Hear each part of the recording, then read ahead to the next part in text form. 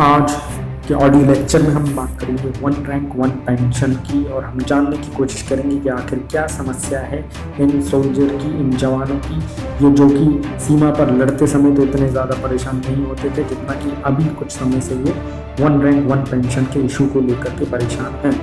उससे पहले आपको ये जानना होगा कि एक्चुअल में ये शुरुआत कहाँ से होती है।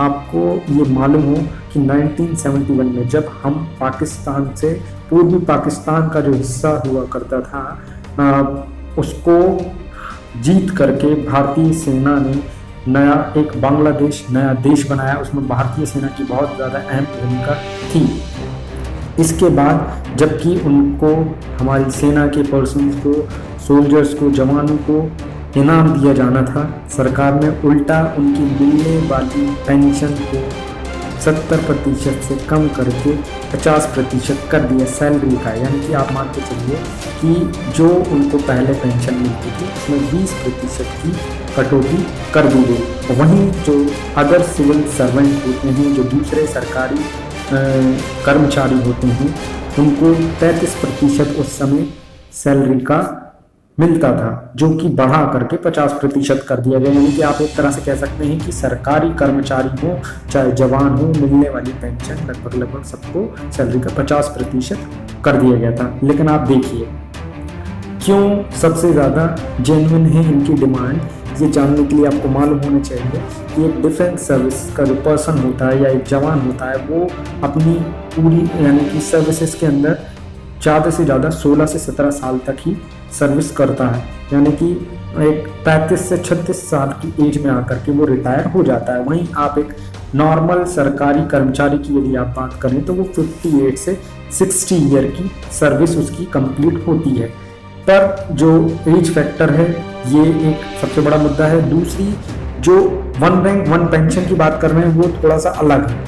उसको मैं आपको बता दूं कि ये वन रैंक वन पेंशन की जो बात कही जा रही है वो उन डिफेंस सर्विस के अंदर भी एक ही जैसी सर्विस देने वाले पर्सन को मिलने वाली पेंशन है वो बिल्कुल अलग अलग होती है। जैसे कि मान के चलिए मेजर हुए, ब्रिगेडियर हुए, जनरल हुए, उनकी सबकी सैलरी अलग अलग होगी यदि इनका बेस ईयर अलग अलग है तो। जैसे कि आपको यदि मैं एक एग्जाम्पल के लिए बता करके बताऊं तो 1985 में मान के चलिए एक सूबेदार या एक ब्रिगेडियर जो है उसकी सैलरी जो थी वो 25,000 रुपये है, जैसे मान के चलिए, ठीक।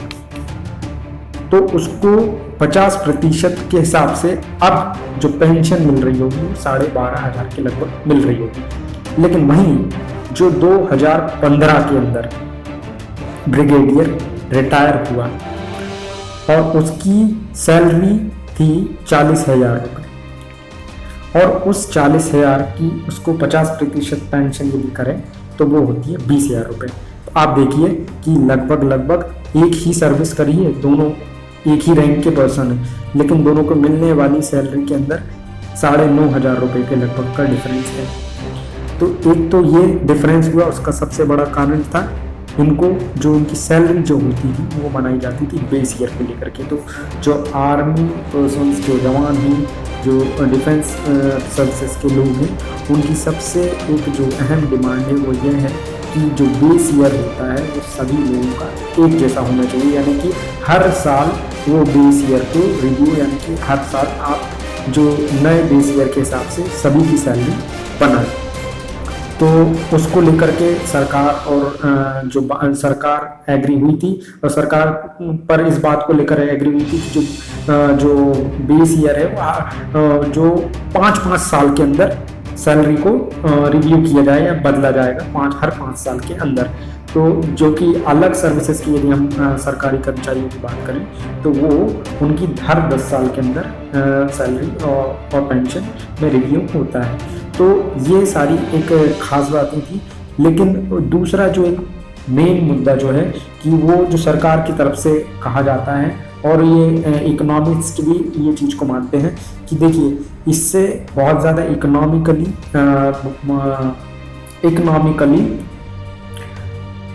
बर्डन पड़ेगा देश के ऊपर। पर आप देखिए कि ये जो पर्सन है इनके लिए ये सर्विस जब ये कर के लौटते हैं 35 साल की एज में। तो कुछ भी नया शुरू करना इनके लिए बहुत ज़्यादा मुश्किल हो जाता है। और क्योंकि ये एक ऐसी फील्ड से बिलोंग करके आते हैं, अब जैसे कि कोई सोल्जर आगे आकर के गांव में अपने गांव वापस आता है तो वो कुछ भी नया शुरू करने से पहले उसके पास में इतना पैसा भी तो हो कि वो कुछ नया कर सके। तो एक तो ये भी कारण है। और दूसरा देखिए कि सरकार का कहना ये है कि यदि हमने ये वन रैंक वन पेंशन इस तरह से लागू कर दिया तो अदर पैरामिलिट्री फोर्सेस जो होती हैं वो लोग भी इसकी डिमांड करने लगेंगे कि हमें भी वन रैंक वन पेंशन के अंदर इंक्लूड किया जाए, क्योंकि हमारी भी सर्विस इसी तरह की होती है। तो ये एक बात हुई थी। लेकिन देखिए सबसे बड़ी बात ये है कि हर पॉलिटिकल पार्टी, चाहे वो कांग्रेस रही हो, यूपीए गवर्नमेंट, और चाहे वो एनडीए हो, क्योंकि 2014 का जब चुनाव हुआ था तो प्रधानमंत्री जी ने एक बड़ी सी रैली करी, जो कि सैनिकों की रैली हुई थी। उस रैली के अंदर उन्होंने बिना सोचे समझे, बिना आकलन करे बस इस चीज़ को कह दिया कि वो जैसे जीतेंगे, जब उनकी पार्टी चुनाव में आ जाएगी तो वो वन रैंक वन पेंशन को लागू कर देंगे। और अभी लगभग उनकी टर्म के 3 साल से ज़्यादा हो चुके हैं और वो इस चीज़ को लागू नहीं कर पा रहे हैं। और अब वो समझ पा रहे होंगे कि असलियत में वो कितना ज़्यादा मुश्किल था। जब वो सरकार के अंदर नहीं थे तब वो इसी चीज़ को लेकर के पार्टी की खिंचाई करते थे, लेकिन आज उनके लिए सर दर्द हो गया।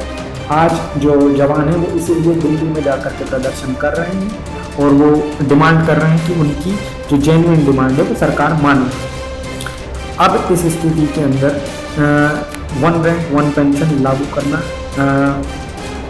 कितना मुश्किल होगा सरकार के लिए।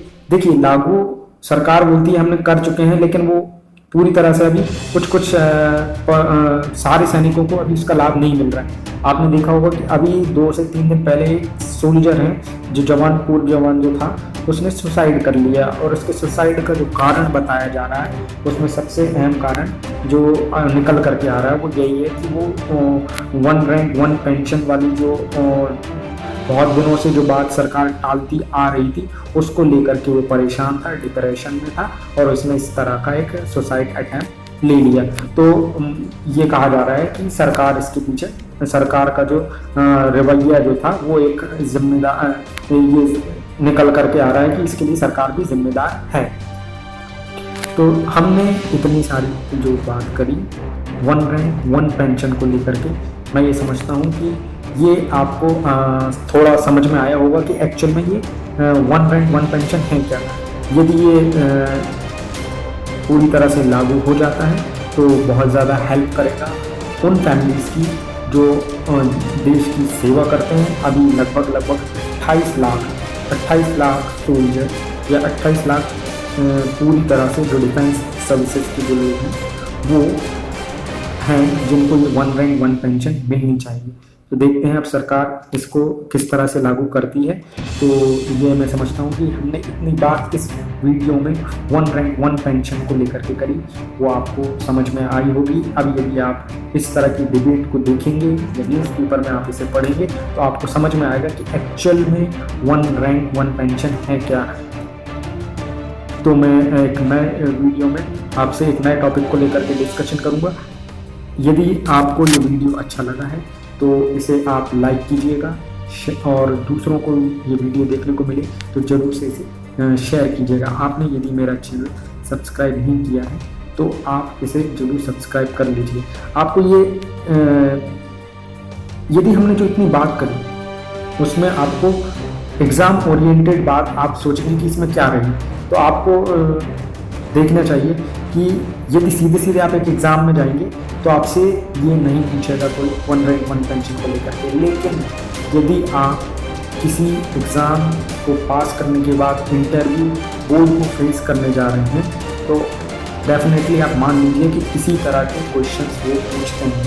वो आपसे पूछ सकते हैं कि वन रैंक वन पेंशन आपके हिसाब से, आपके विचार से क्या ये सही है, ये एक जेन्युइन डिमांड है, और यदि ये जेन्युइन डिमांड है तो किस तरह से है, और यदि ये जेन्युइन डिमांड नहीं है तो क्या और क्या क्या इस तरह के उपाय हो सकते हैं, जो एक बीच का रास्ता हो सकता है, वो आपके हिसाब से क्या हो सकता है। तो इस तरह की क्वेश्चन, इस तरह के व्यूज़ आपके होने चाहिए, आपके अपने होने चाहिए, किसी दूसरे के नहीं होने चाहिए। तो आप इस तरह के बातों को आप न्यूज़पेपर में पढ़िए, देखिए, और इन मेरे वीडियो को यदि आप फॉलो कर रहे हैं तो मान के चलिए कि आपका कुछ समय के बाद ऐसा चीज़ों को समझने लगेंगे, आपके खुद के व्यू आप जनरेट करने लगेंगे खुद के अपने हिसाब से। तो हम एक नए टॉपिक को लेकर के आने वाले वीडियो में डिस्कशन करेंगे।